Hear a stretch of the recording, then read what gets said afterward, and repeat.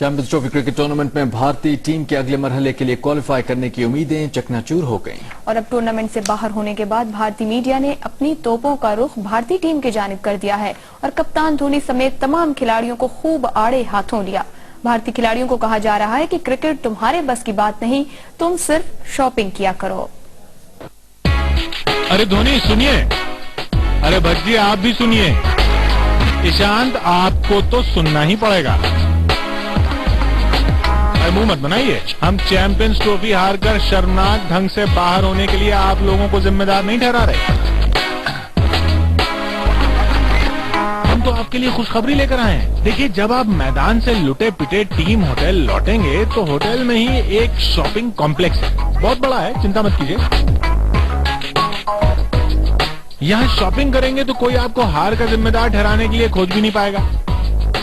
अरे भाई बताया ना, शॉपिंग कॉम्प्लेक्स बहुत बड़ा है। क्या माही, क्या पूछ रहे हैं? रास्ता किधर से? अरे बिल्कुल सीधा है, होटल में जाइए और फिर दाहिने हो जाइएगा। हाँ बिल्कुल ठीक माही, वहीं दाहिने हाथ में। आपने तो देखा ही होगा, वैसे भी मैदान पर तो कुछ दिखा नहीं। ओह माफ कीजिएगा माही, हमने तो वादा किया था ना कि हार पर कोई बात नहीं करेंगे, और हम कोई पाकिस्तान है जो वादा तोड़ दें। चलिए, हार पर कोई बात नहीं, बात शॉपिंग कॉम्प्लेक्स की। अगर हम ये कहें कि इस शॉपिंग मॉल में एक सेक्शन कारों का भी है और वहाँ कई एक्सेसरीज भी मिलती हैं। लंका में भी आपने अपनी नई नवेली हमर के लिए खरीदारी की थी ना, तो यहाँ भी कर लीजिएगा। अब भाई गाड़ी इंपोर्टेड है तो सामान भी इंपोर्टेड होना चाहिए ना।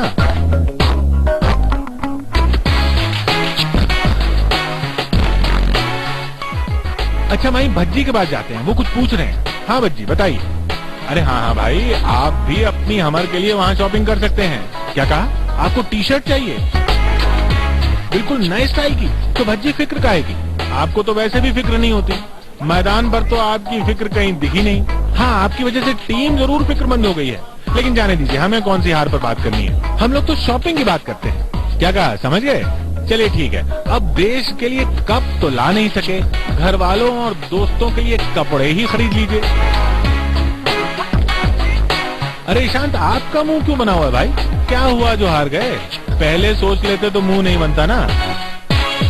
चलिए अब आपके मूड को ठीक करते हैं, शॉपिंग मॉल की जानकारी देते हैं। लेकिन एक बात याद रखिएगा ईशांत, आप कुछ भी खरीद लें, किसी को कुछ भी गिफ्ट दे दें, जो प्रदर्शन रहा है आपका उसको भूलना थोड़ा मुश्किल होगा लोगों के लिए।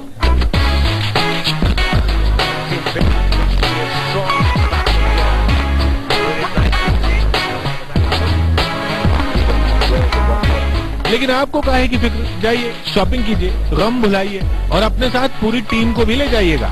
चैंपियंस ट्रॉफी का कप तो नहीं ला पाए।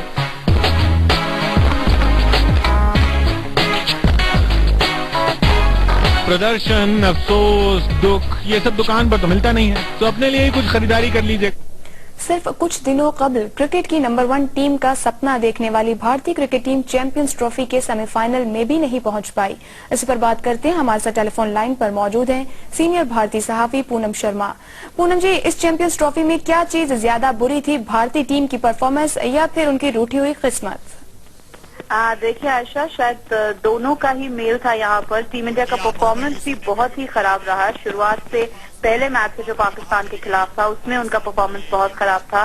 गेंदबाजी पूरी तरह से तार-तार हुई थी और किस्मत को हम इतना ज्यादा यहाँ पे दोषी नहीं ठहरा सकते, क्योंकि आखिरकार ये स्पोर्ट्स है, ये गेम है और गेम में परफॉर्मेंस सबसे ज्यादा मायने रखती है। तो मेरे हिसाब से तो टीम की परफॉर्मेंस ही इतनी खराब थी जिसकी वजह से आज वो आईसीसी के इतने बड़े टूर्नामेंट से बाहर हो गए हैं। पूनम जी, आपने कहा कि किस्मत को बहुत ज्यादा नहीं कहा जा सकता। अगर हम देखें तो कुछ अहम खिलाड़ी जिनमें सहवाग, रोहित शर्मा, जहीर खान और युवराज जो थे वो भी नहीं थे, क्या ये भी एक वजह कहलाई जा सकती है?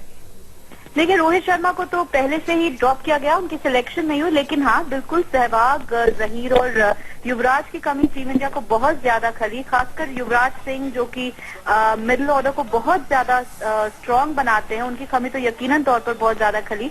लेकिन आपके पास और भी बहुत ज्यादा खिलाड़ी हैं जो बेहतरीन परफॉर्मर्स हैं, फिर चाहे वो गौतम गंभीर हो, फिर चाहे वो खुद सचिन तेंदुलकर हो या कप्तान महेंद्र सिंह धोनी हो जो इस वक्त ओडीआई के टॉप बैट्समैन हैं। तो टीम का बैलेंस सही था।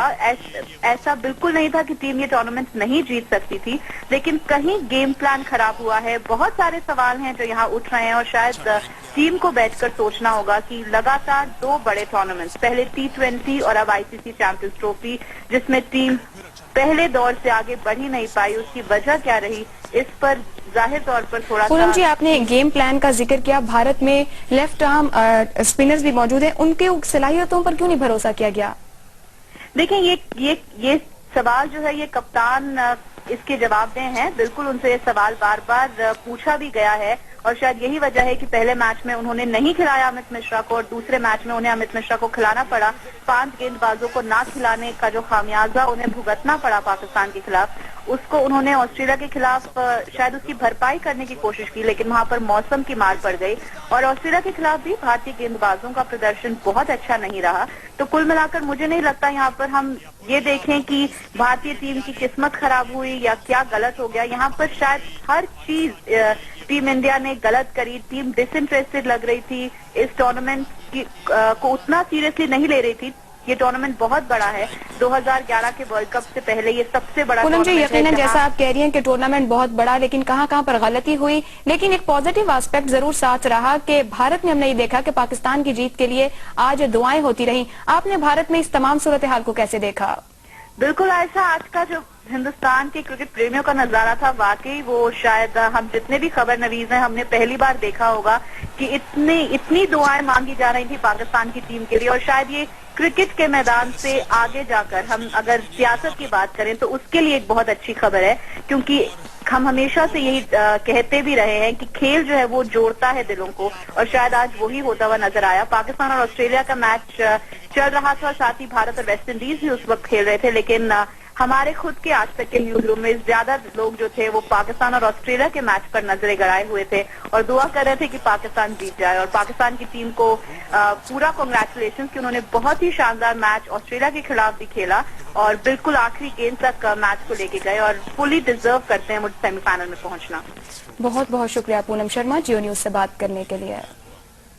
सोचा था क्या हो गया, क्या हो गया, ढूंढो मुझे, मैं कहीं खो गया। छुट्टी हो गई तिनक दिन तिनक दिन तिनक दिन तिनक दिन, अरे गड़बड़ हो गई, अरे छुट्टी हो गई, अरे गड़बड़ हो गई, अरे सीटी बच गई, अरे मुझको संभालो मैं चला, रोक सको तो रोक लो ओ सालों में चला, गड़बड़ हो गई, अरे सीटी बच गई।